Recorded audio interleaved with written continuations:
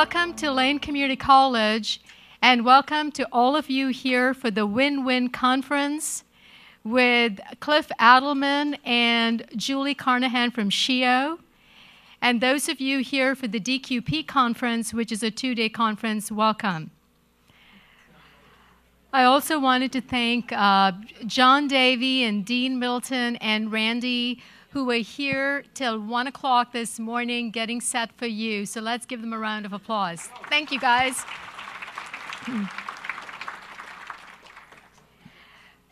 We had our first conference on the DQP on October 21st, 2011. A total of 347 participated in the conference. How many of you here today participated last year? All right. 115 in person and another 232 from across the nation via live webcast. Last year, we had Cliff Adelman, one of the 4 authors of the DQP, and today we have Paul Gaston, another author of the DQP.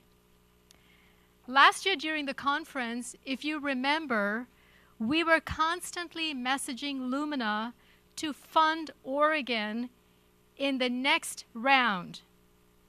And folks, Oregon received the grant, almost $1 million, $789,000 for 3 years.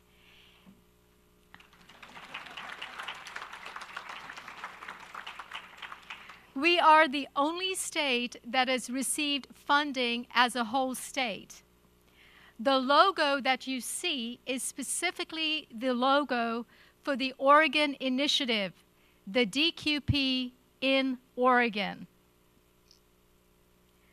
We are here today to continue the conversation we started last year on the degree qualifications profile.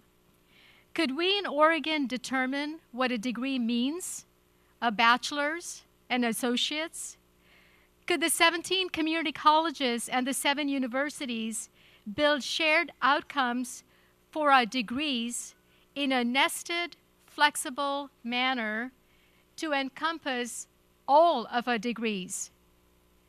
Could we describe with clarity the delta in terms of learning outcomes between the associates and the bachelors? What does ratcheting up of learning outcomes look like when a student progresses from an associate's degree to a baccalaureate degree? These are the questions that we are going to attempt to answer during the 3-year period of the grant. Here is an excerpt from the grant that we submitted.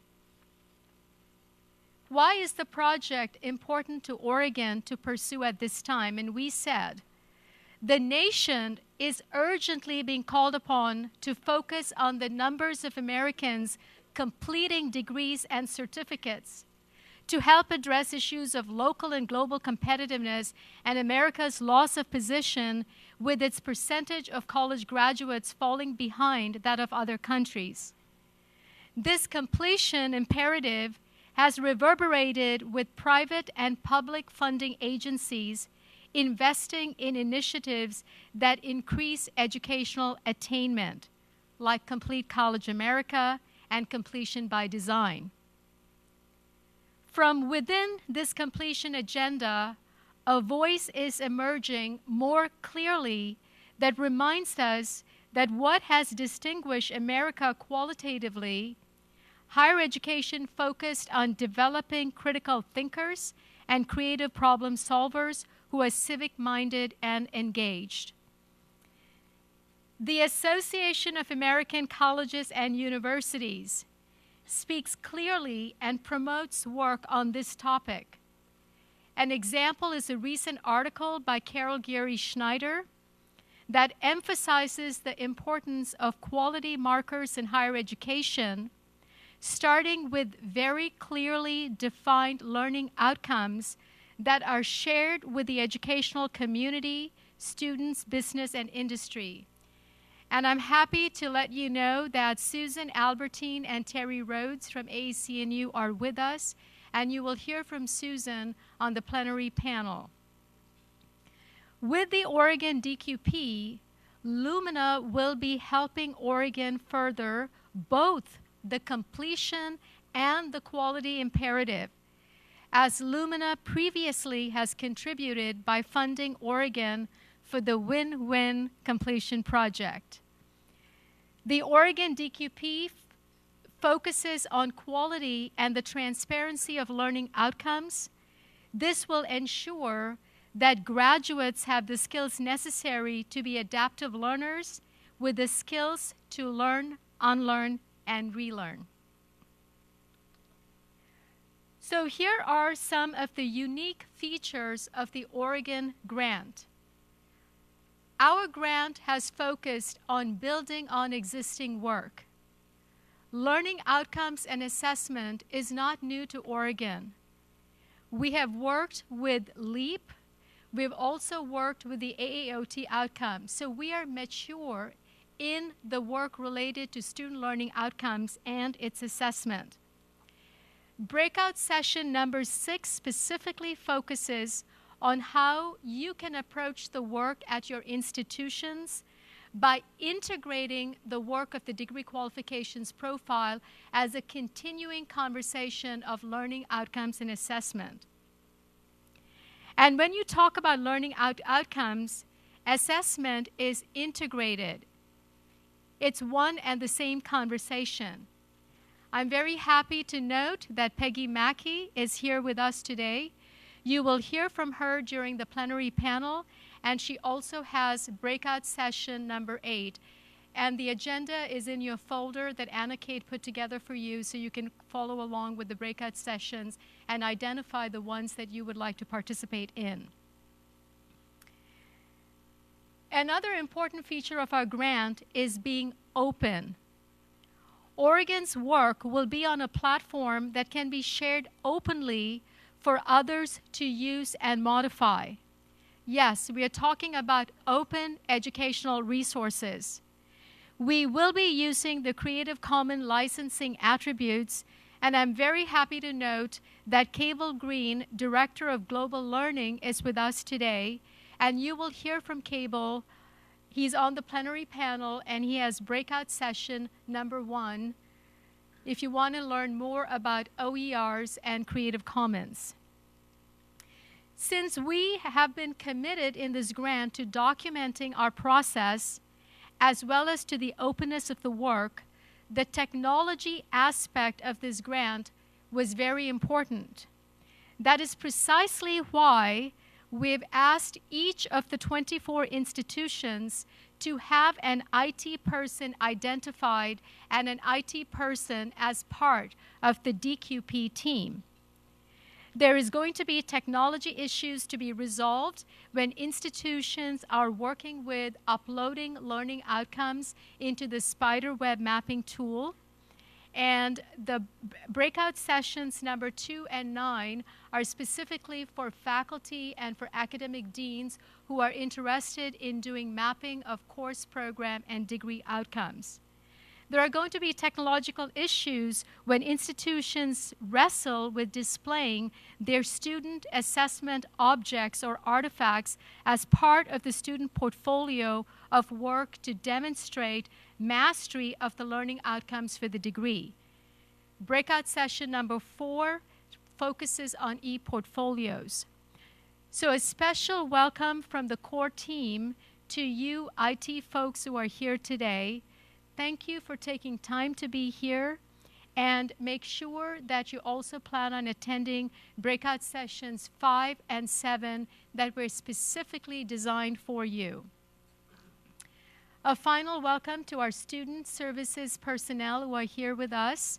We are hoping that you will get intimately involved with the work of the degree qualifications profile and think about the importance of co-curricular activities for the learning process, as well as when we start documenting the learning outcomes in expanded transcripts, registrars would have to be front and center of the conversation. So welcome student services personnel who are here today. So our hope for the 2 days with the DQP is to completely engage with the questions that I had raised, be curious, imaginative, provocative, analytical, and wonder if over the next 3 years of this grant and beyond, we can describe the skills and abilities of a student with common verbs that transcend the discipline of music or mathematics or welding, and provide us with a framework, a profile that describes with clarity what a graduate knows and can do, and yet provides the flexibility to distinguish within the profile each institution's unique values and mission. I am Sonya Christian, Executive Vice President and Chief Academic Officer here at Lane Community College and the co-PI of this grant.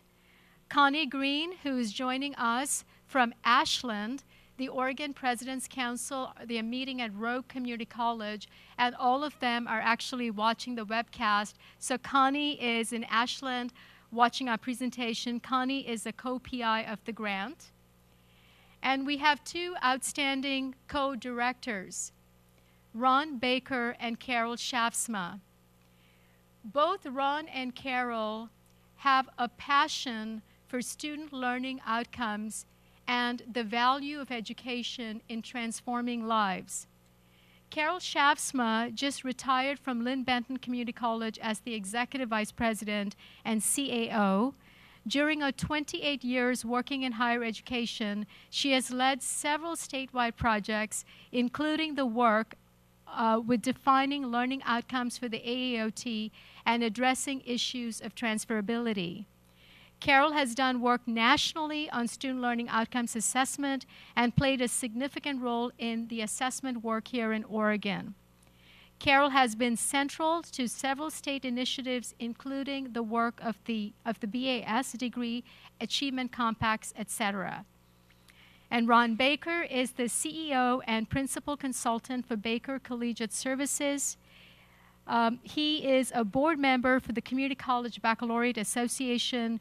During his career in higher education, Ron was the principal architect and author of the revised accreditation standards for the Northwest Commission of Colleges and Universities. And in fact, Ron has been the go-to person for the 7 states when there were questions about the new standards and has provided incredible leadership and support for the implementation, for visioning of the standards and its implementation.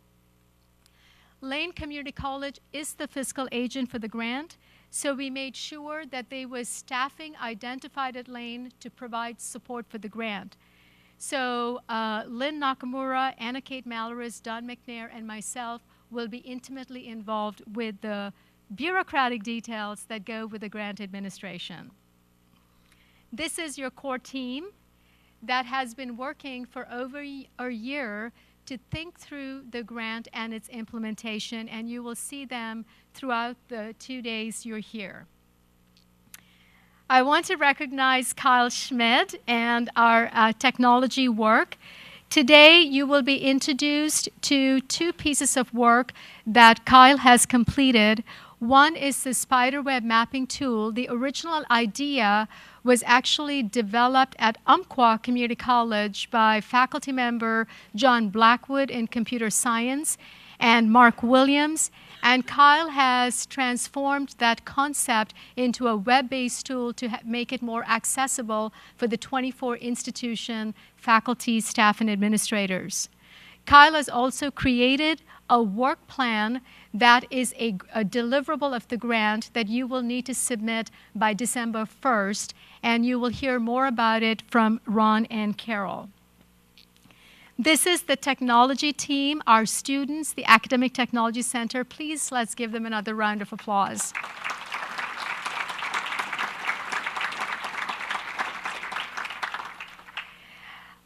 In addition to the grant, we've had some primary sponsors for this event. CCWD, thank you very much for your funding support for the conference.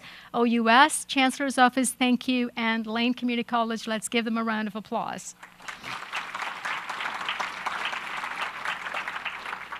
I want to specifically thank Anna Kate Malaris and Lynn Nakamura, who worked through all the logistics to bring this conference together. So thank you, Anna Kate and Lynn.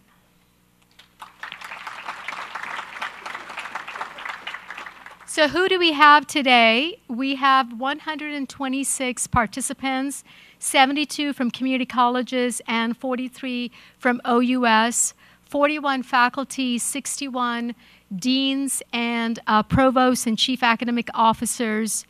We have 4 individuals who are participating from different states. I want to particularly recognize Krista John from California, from the Western Association of Schools and Colleges, and they were funded, ACCJC was funded with Oregon. We both started September 1st, so thank you, Krista, for joining us. NALOA, the National Institute of Learning Outcomes and Assessment. Natasha, where are you? Over there. So NALOA is working on assessment and evaluation of all of the DQP projects, and they took time to come out here, so thank you very much. John from Public Agenda, where are you? I don't see John. The Public Agenda group, they're doing independent research about faculty perspective on the degree qualifications profile, and John has selected the University of Oregon and Lane to be site for his research, so he'll be wandering around to collect data for his research. So thank you for being with us today. So a quick overview of what is in store for you for the next 2 days. The core team planned the 2 days with the morning today focused on the national conversation related to the DQP. You will hear from our commissioner, and you will hear from Chancellor Pernsteiner. You will hear from our keynote speaker, Paul Gaston, and then from the panelists on a national perspective. Tomorrow, you will hear from Marcus Kolb from Lumina and Cliff Adelman. After Paul Gaston completes the keynote address and the plenary panel, then we move into our afternoon session where we zoom in from the national context to the Oregon grant. There will be a plenary lunch panel where you get an insight into the Oregon dimension of the grant. There are several breakout sessions. I encourage you to participate, and then there is going to be time for you to do some institutional work, to have conversations with your colleagues on your DQP institutional team. Tomorrow, we will do conversation among community colleges on horizontal alignment and OUS, the universities, on horizontal alignment. We're probably not going to start the vertical ratcheting up conversation at this conference. We'll probably do that in May. You'll have plenty of time. Our hope is when you leave on Friday that you have a clear sense at an institutional level what your work plan is going to look like for the coming year and for the next 3 years. And then we hope that you will meet the December 1st deadline and actually submit it on the form that Kyle has built for you. Another deliverable at the end of the day is to fill out an institutional survey that NALOA has put together, and the deadline for that is October 31st. We do have one plenary session that's focused on Q&A, so jot down your questions, and during the lunch plenary tomorrow, you'll have an opportunity to ask questions.